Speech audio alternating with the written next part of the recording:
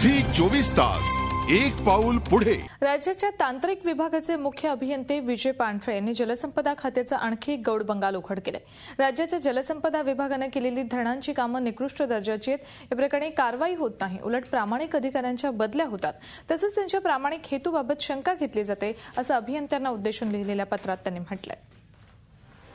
राज्याच्या जलसंपदा खात्यातील भ्रष्टाचार आता तुंबड्या भरण्यापुरता मर्यादित राहिलेला नाही, तर तो जनतेच्या जीवावर उठू शकतो। हे आमचं सांगणं नाही, तर राज्याच्या तांत्रिक विभागाचे मुख्य अभियंता विजय पांढरे यांचं सांगणं आहे। धरणांची कामं निकृष्ट दर्जाची केली असल्यानं ही धरणं फुटून शेकडो लोकांचा जीव जाऊ शकतो। पांढरेंनी जळगाव जिल्ह्यातील अशी भ्रष्ट कामं कशी केली जातात हे ऐकून तर धक्का बसल्याशिवाय राहत नाही।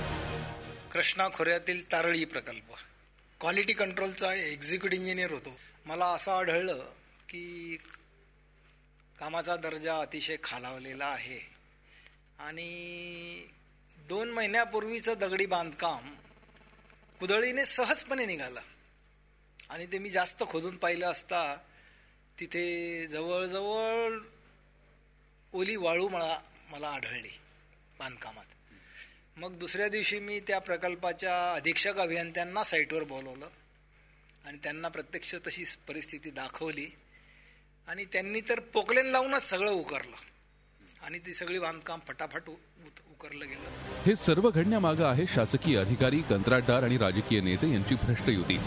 पांढरेंनी आपल्या पत्रात याचा पर्दाफाश केलाय, कारण शासनातील कनिष्ठ अभियंता अंदाजपत्रकं तयार करतो आणि नंतर ती सुनियोजितपणे फुगवून कोट्यवधी रुपयांची केली जातात। या ठेकेदारही नेत्यांच्या मदतीनं दबाव आणून अनेक बोगस कामं दडपून टाकतात। सर्व धरणं तयार करताना गुणवत्ता विभागाची तांत्रिक पडताळणी करूनही घेतली जात नाही। त्यामुळे पाटबंधारी विभागात झालेल्या सर्व कामांची सीबीआय चौकशी व्हावी अशी मागणी पांढरेंनी केली आहे। कसं आहे, आता याची जर प्रामाणिक अधिकाऱ्यांनी चौकशी केली तर सत्य बाहेर येईल, अन्यथा उगाच चौकशीचं नाटक करून चौकशी करून ते प्रकरण रफादफा केलं जातं, हा आपला अनुभवच आहे। जलसंपदा खात्यातील काळबेरं पांढरेंनीच उकरून काढल्यानं विरोधकांच्या हातीही आयतं कोलीत मिळालंय। या संपूर्ण प्रकरणाच्या चौकशीसाठी चौकशी समिती नेमण्याची मागणी करण्यात आली आहे। सातत्याने त्यांनी अशा प्रकारचे एस्केलेटेड प्रोजेक्ट्स मान्य केलेले आहेत, ज्यातनं पोटेन्शियल क्रिएट होत नाही आहे, पण मोठ्या प्रमाणात गैरव्यवहार मात्र होतोय। अजित पवारांना याचं उत्तर द्यावंच लागेल। याचं कारण असं आहे की साधारणपणे सगळे एस्केलेशन्स मोठे हे पहिल्यांदा त्यांच्या काळात झाले आणि त्याच्यानंतर तटकरे साहेबांनी तर त्याचंही पेक्षा मोठी मजल मारली। कोकण पाटबंधाऱ्याच्या अंतर्गत तटकरे साहेबांनी तर एकेका महिन्यात 2-2 महिन्यात 3-3 महिन्यात 20-20 पटीने एस्टिमेट वाढवलेले आहेत। कुणालाही न घाबरता पांढरे यांनी राजकीय नेत्यांच्या भ्रष्ट कारभाराविरोधात रणशिंग फुंकलाय।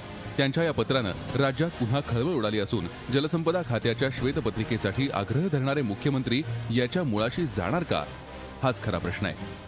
झी 24 ताससाठी नाशिकहून योगेश खरेसह अखिलेश हळवे, नागपूर। झी 24 तास एक पाऊल पुढे।